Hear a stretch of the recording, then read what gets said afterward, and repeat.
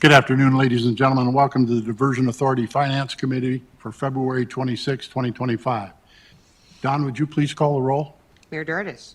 Here. Mayor Mahoney. Here. Mayor Carlson. Mr. Steen. Here. Ms. Thompson. Here.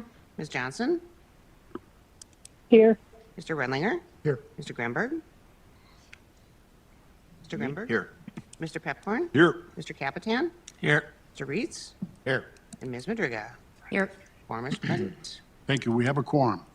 Item number 3 is to approve the order of the agenda. It has been distributed in your packets.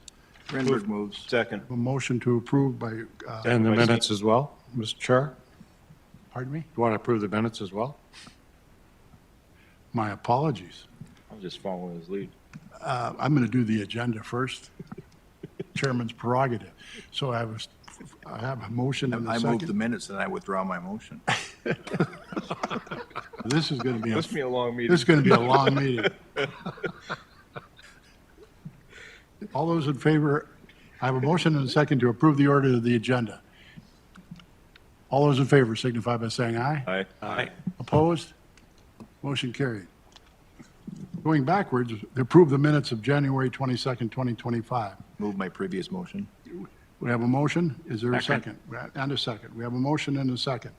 Is there any discussion? Hearing none, all those in favor, please signify by saying aye. Aye. Aye. Opposed? Motion carried. Item number 4 is the approval of the bills. We'll call on Susan Thompson.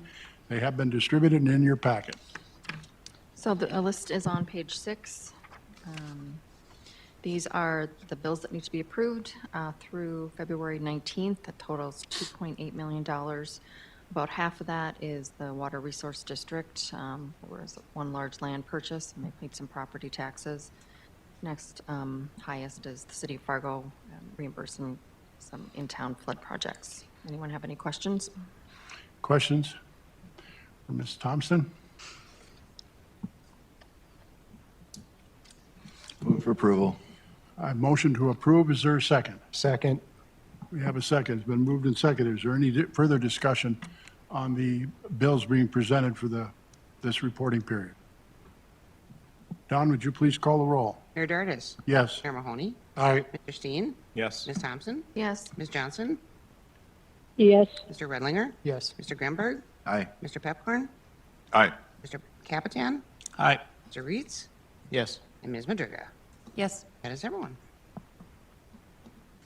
Thank you. The motion carries. Item number 5, finance report. Again, we call on Susan Thompson. The report has been distributed in your packets and on page 26. Okay, so 26 shows the revenues and expenditures, historic and year-to-date 2025. And then page 27 is the statement of net position. So assets, primarily cash. The total is $321,981,885. Just a small little bit of liabilities of $36,250. So the net position at the end of January is $321,945,635. Thank you. Members, have any questions on the finance report? Move to approve. I have a motion to approve. Is there a second? Second. I have a second. It's been moved and seconded to approve the finance report of $321,945,635. Is there any further discussion?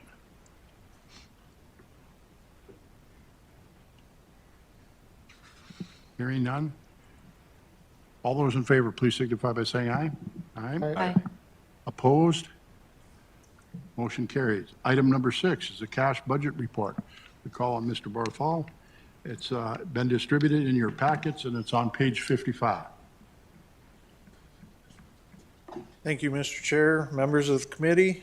Before you is our cash budget. This does reflect the 2025 cash budget that was approved last month. And so you'll see those numbers before you in the left-hand column here. Our revenue does reflect $11.7 million of legacy bond fund draws. And so majority of that is continuing to spend down the legacy fund.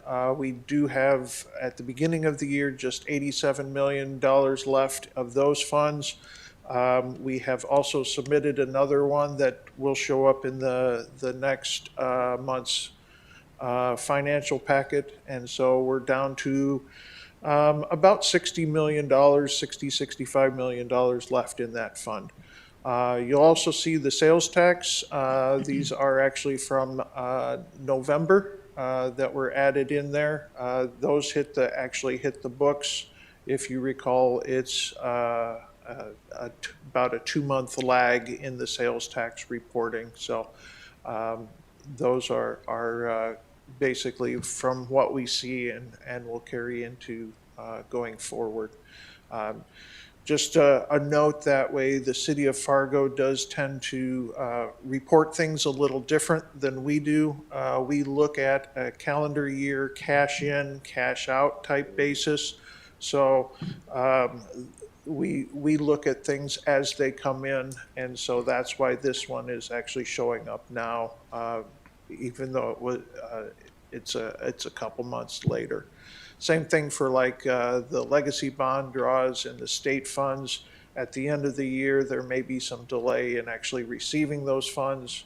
And so we report them in the year, in the month that we actually receive that cash in. So revenue to date, though, for the month of January was a little over $27 million. So expenses, as we move on to the level one, nothing major in the expenses, just a couple of $1 million in lands and settlements there. Pretty quiet over the holidays in early January, so we don't have much for expenses there. The $3 million under the River Stage 37 projects, those are reimbursements to the city of Fargo for their projects and their ongoing work there. So not a whole lot to touch on level two, so let's go down to the last sheet and we'll go through the administration budget, operations budget. So again, your salary, the total budget of $1.65 million for the year. We're seeing salary and benefits of roughly just under 110 million, and then other office supplies and other expenses. So still on track under our projected budget for just that first month. So any questions? Any questions? Thank you, Thank Paul. That item is an information only. We'll move on to item number 7, and the MOUs and agreements. We call on Mr. Shockley. It's on page 62 of the packet.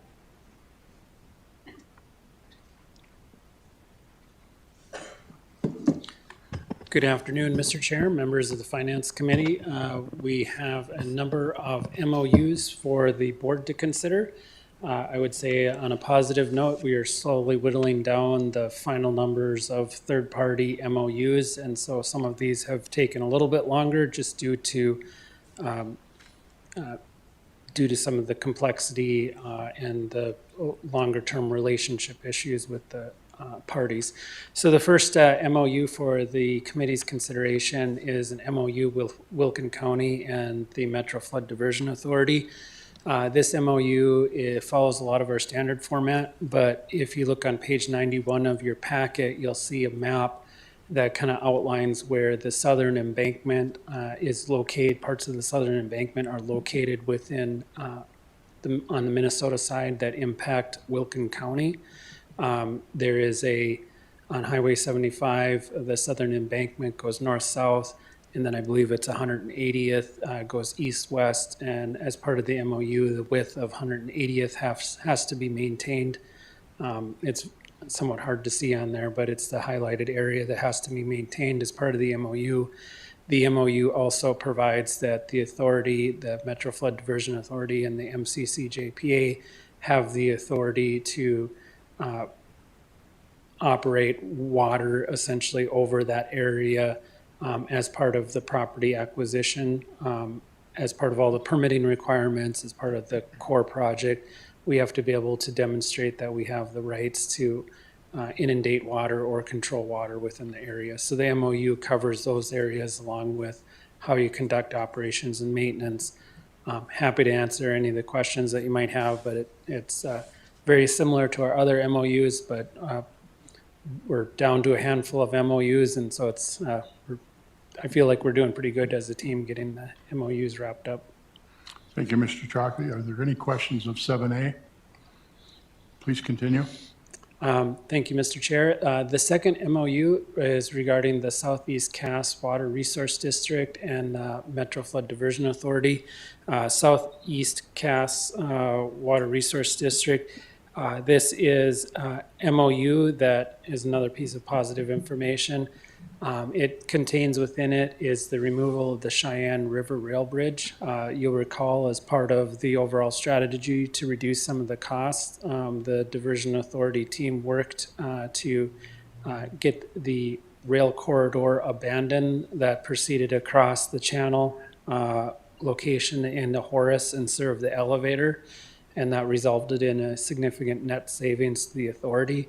As part of that, the authority had to remove the existing rail bridge, and Southeast Cass was able to, as part of its clearing and snagging operations through Cheyenne, for part of the Cheyenne River, they were also able to ask their contractor to go ahead and remove the rail bridge because they would be in that area anyways. And so it's resulting in an overall savings to the program. And then also, it's addressing further clarifying the roles and responsibilities of the authority with respect to a couple of the water resource facilities that are being impacted by the comprehensive project. But I think the majority, the headline news for that one is the removal of the Cheyenne Bridge, which is kind of wrapping up a nice overall cost savings through the authority by getting that rail line abandoned. Happy to answer any questions. Questions for Mr. Shockley on 7B? Thank you, John. Please continue. The next MOU is between Warren Township and the Metro Flood Diversion Authority.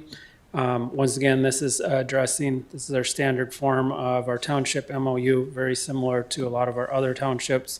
It regards the impacts the project would have to the township regarding construction of the project.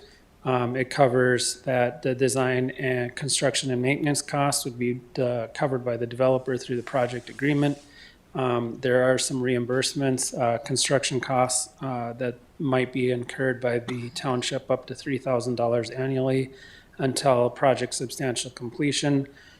Keep in mind the project substantial completion is estimated to be 2027. And then post-construction expenses up to $1,500, along with attorney and engineering fees of $16,000, and as we've done with the other townships, a lost tax revenue payment of $47,066. Questions on 7C? Please continue. And then the final is that you'll recall that that agreement had been executed with MDU and the Savajos, and that was dated September 28th, 2023. This was to provide gas service to the Savajos relocation site. This letter is a housekeeping item. This is just official notification that we're going ahead and terminating that MOU. You'll recall that this site is going to now be served by Xcel Energy. And so the authority has executed a separate agreement and task order with Xcel in order to provide gas service to the Savajos at a lower cost. And so this is just a housekeeping item giving them notice that we're terminating the MOU. Thank you. Questions on 7D? Move to approve all 4 MOUs. Mayor Mahoney moves to approve item 7A, B, and C, and D. Is there a second? Second. I have a second by Commissioner Capitan. Been moved and seconded to approve the MOUs and agreements at 7A, B, C, and D. Is there any further discussion? Mr. Chairman, maybe want to spell out D because I know Commissioner Grinberg may have a conflict on the Excel one, or no? No conflict? Okay. The official one, I abstained last month too. This is. Don, would you please call the roll? Mayor Dardis. Yes. Mayor Mahoney. Aye. Mr. Steen. Yes. Thompson. Yes. Ms. Johnson. yes, Mr. Redlinger. Yes. Mr. Grunberg. Aye. Mr. Pepcorn. Aye. Mr. Capitan. Aye. Mr. Reeds. Yes. Ms. Madriga. Yes. Thank Yes. you, Don. The That's motion everyone. passes. Thank you, Mr. Shockley.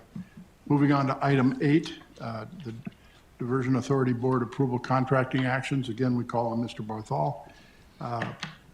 They are on page 187, 189, 192, and 195 in the packet.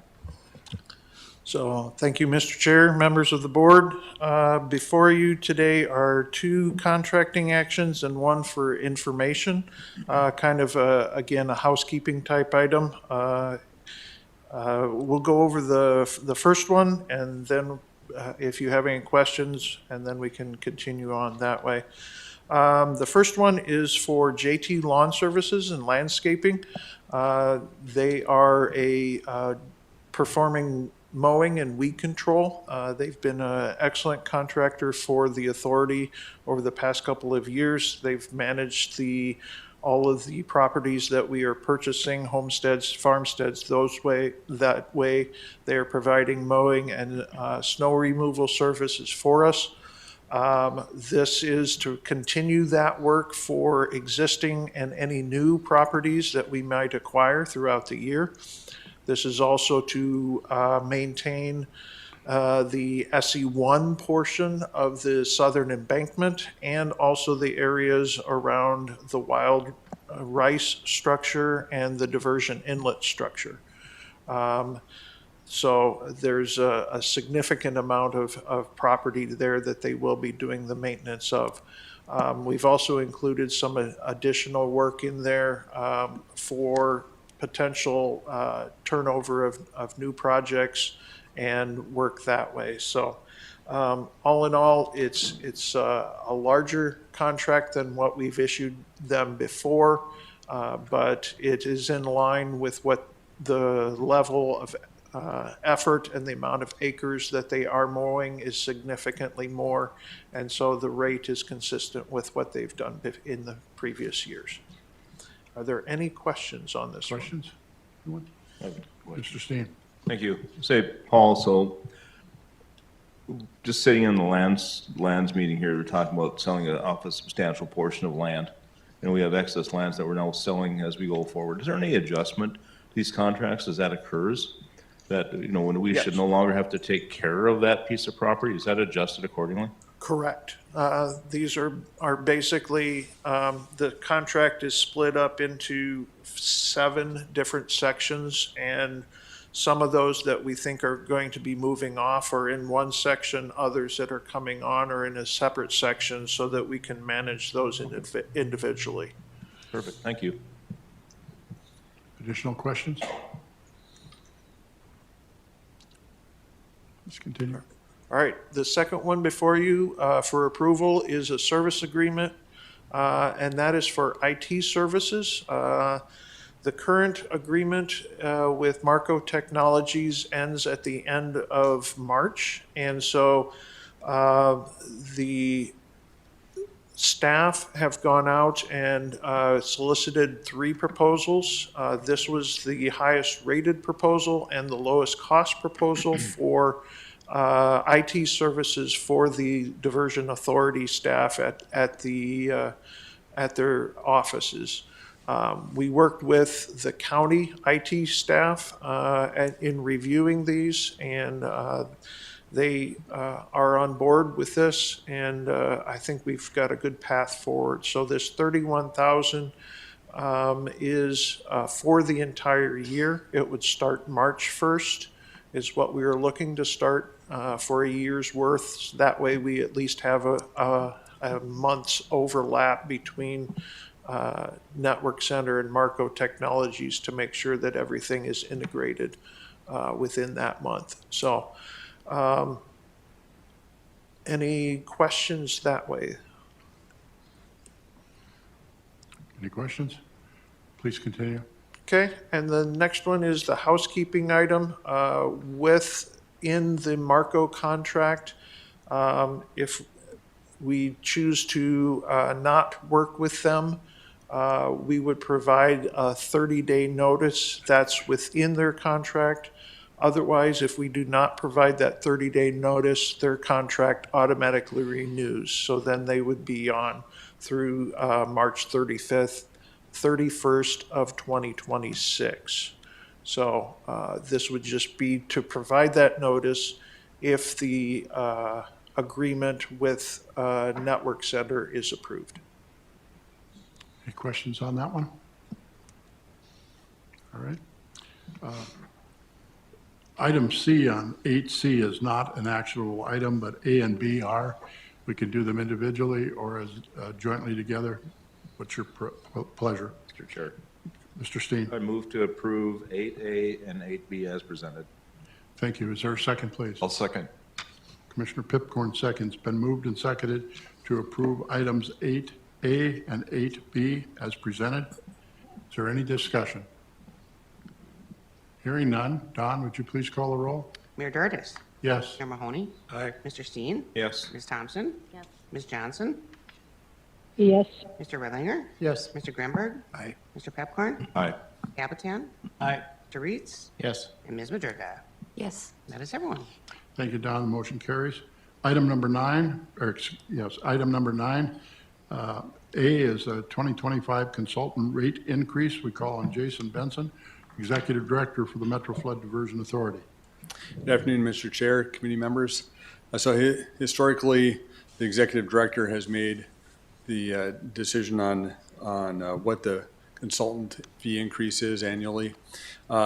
This year, it was delayed for the 2025 until now.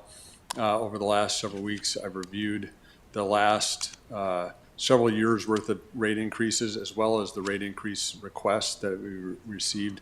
Most of the consultant firms and services have requested for a 3 to 5% increases based on looking at that historical information plus where we're at in the project as we near these last several years with a lot of these consultant firms, the 3% increase. And so what I'm recommending is the overall 3% increase if it's a new consultant in 2024, and for those that have been previous consultants to use the 2024 rate increase. And the recommendations there on the screen in front of you. With that, I would be open to any questions. Questions for Mr. Benson?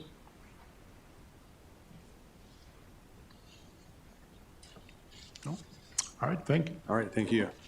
Reaction? Oh, no, that's an informational item only. Item B, we're going to call on Mr. Shockley. That's a WIFIA update. Thank you, Mr. Chair, members of the Finance Committee. I just wanted to briefly give the Finance Committee update regarding the WIFIA loan program. You'll recall back in 2021, we closed on the WIFIA loan.